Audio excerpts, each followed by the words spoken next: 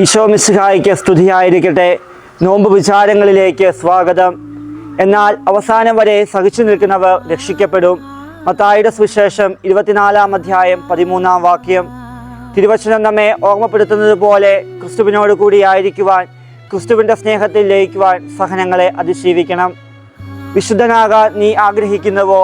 ആശ്വാസം തേടാതെ കുരിശു വഹിക്കാൻ നീ ഒരുങ്ങിക്കൊള്ളുക. ഏതൊരു സഹനത്തിലും കർത്താവ് നമുക്ക് സമാശ്വാസം നൽകുന്നു.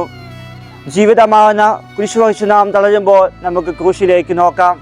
നമ്മുടെ സങ്കടം കാണുന്നവൻ, കണ്ണീരൊപ്പുന്നവൻ, നമുക്കായി പീഡകൾ ഏറ്റുവാങ്ങിയവൻ. കർത്താവ് നമ്മെ ഏറെ സ്നേഹിക്കുന്നു.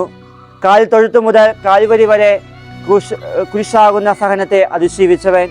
കത്തോലിക്ക സഭയുടെ മതബോധന ഗ്രന്ഥം, യുവജന മതബോധന ഗ്രന്ഥം നമ്മോട് ഇങ്ങനെ പറയുന്നു: മനുഷ്യൻ സഹിക്കുകയും മരിക്കുകയും ചെയ്യണമെന്ന് ദൈവം ആഗ്രഹിക്കുന്നില്ല.